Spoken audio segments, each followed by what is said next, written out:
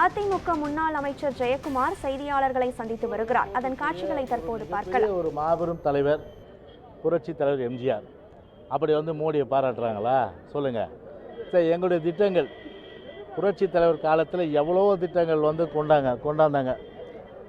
அன்றைக்கு குறிப்பாக சொல்ல போனோன்னா ஒரு சமூக நீதி என்ற அடிப்படையில் 50% இடஒதுக்கீடு அன்னைக்கு கொண்டு வந்தது யார்? அன்னைக்கு புரட்சி தலைவர் எம்ஜிஆர் தான் அன்னைக்கு கொண்டு வந்தார்.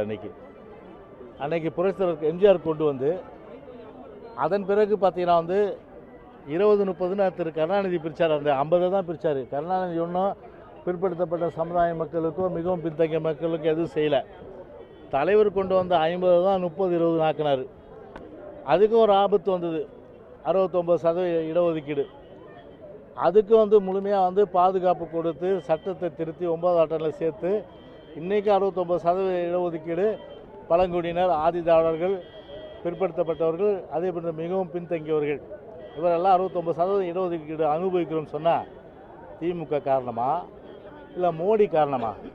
அதிமுக தான் காரணம், அம்மா தான் காரணம். இப்படி ஒவ்வொன்றா நாங்கள் எடுத்து சொல்ல முடியும். அதனால் ஜாதி மத இனத்தை எல்லாவற்றையும் கடந்து நிற்கின்ற சமத்துவம் பார்க்கின்ற ஒரு இயக்கம் அனைத்து இந்திய அண்ணா திராவிட முன்னேற்ற கழக இயக்கம். அதனால்தான் தலைவரே சொன்னார், பிரிவினை நாடும் சமநிலையில் இணைவோம் என்ற அந்த கருத்து. இன்றைக்கு அந்த அளவுக்கு இன்றைக்கி பிஜேபியுடைய கொள்கை இருக்குது. இன்றைக்கி மதத்தால் பிரிவினை பண்ணுறது தானே அவங்களுடைய வேலையாகவே இருக்குது. சமநிலை எங்கே இருக்குது? இன்றைக்கி வெண்ணெய் ஒரு கண்ணில் சுண்ணாம்பு ஒரு கண்ணில்ன்ற மாதிரி சிறுபான்மையின மக்கள் ஒரு கண்ணிலையும் மற்றவர்கள் ஒரு கண்ணில்ன்ற மாதிரி தானே இருக்குது. அதில் இதை எந்த நிலையிலையும் அவரோட ஒப்பிடவே முடியாது. மடுவுக்கும் மலைக்கும் உள்ள வித்தியாசம். மடு எங்கே, மலை எங்கே? மடுவுக்கும் மலைக்கும் உள்ள வித்தியாசமாகத்தான் மோடி எம்ஜிஆர் நாம் பார்க்க முடியும்.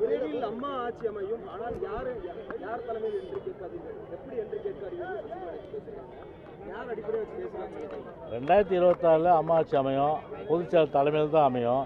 இதில் எந்த மாறுபட்ட கருத்து இல்லை. அது என்ன, அவங்க அதை ஓப்பனாக சொல்லிட்டு போக வேண்டியது தானே. அதில் என்ன கஷ்டம் இருக்குது? 200 சீட்டை ஜெயிப்போம் அப்படின்னு சொல்லிட்டு முதலமைச்சர் சொல்லியிருக்காரு.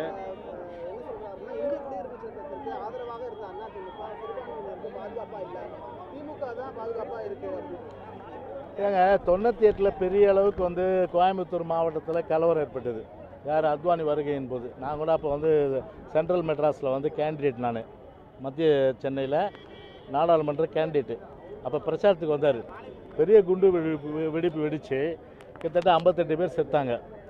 அதுக்கப்புறம் பார்த்தா அதை வைத்து என்ன பண்ண, தன்னுடைய ஆட்சியை கலைச்சிருவாங்கன்னு சொல்லிட்டு என்ன பண்ணார், இருக்கிற இஸ்லாமியரெல்லாம் பிடிச்சாங்க.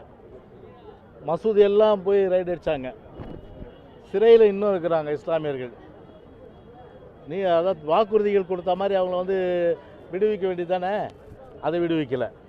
அதனால் உள்ளன்பாக பார்த்தீங்கன்னா யார் உண்மையிலே இஸ்லாமிய மக்கள் மீது பற்று கொண்டவர்கள், வெளி வேஷம் உதட்டளவில் யாருன்னா, உதட்டளவில் திமுகவும் இந்த ஸ்டாலின் மாடல் அரசாங்கம் ஸ்டாலின் தான்.